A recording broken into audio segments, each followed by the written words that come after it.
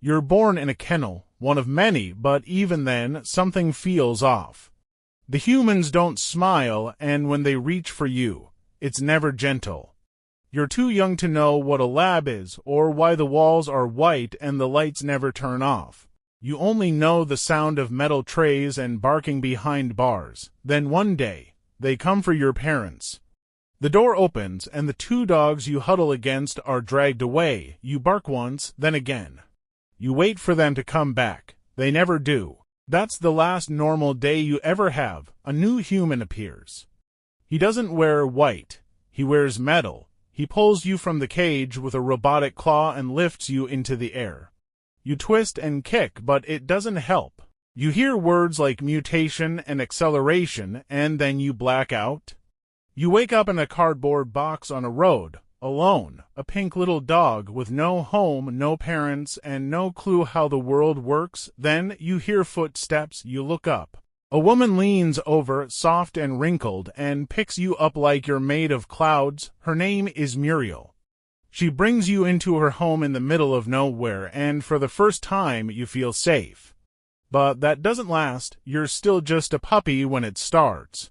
The shadows in this house move when no one's looking.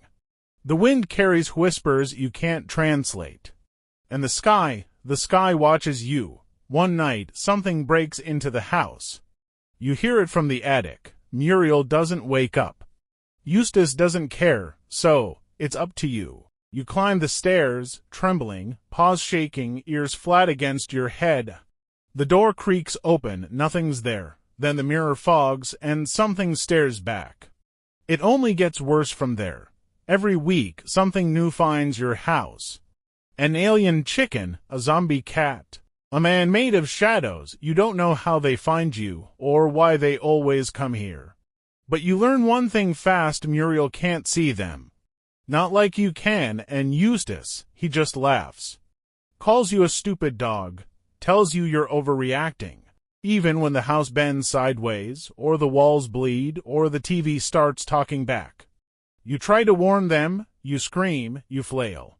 You use the computer, the tools, the disguises. But they never listen, so you save them anyway.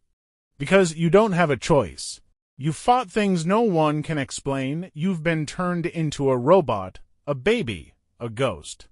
You've watched Muriel get possessed, mutated, kidnapped, hypnotized, and nearly eaten. Eustace, he usually deserves it, but you still save him too. Because that's what you do. Your courage, the cowardly dog. But here's the thing they never understand: you're not a coward because you're scared.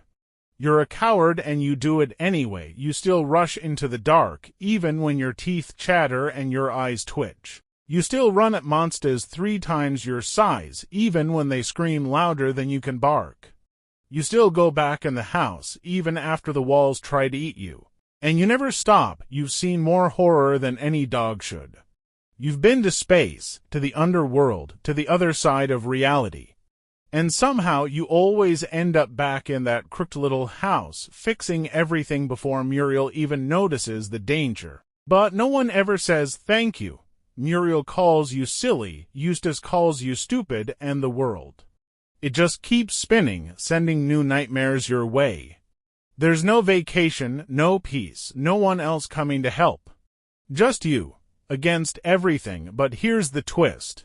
You wouldn't trade it, because Muriel smiles when the morning comes. Because the tea still steams and the rocking chair still creaks, and for a few minutes everything feels okay, and that's enough, even when it isn't. Even when you cry in the bathroom after seeing a demon crawl out of the floor vent. Even when your heart beats too fast to breathe. Even when you know you're going to die one day saving these people who will never understand you, you still do it. Because sometimes being brave isn't about being strong. It's about doing the scary thing anyway. And nobody does that better than you. Your courage. The cowardly dog, and being you, sucks, but somebody's gotta do it.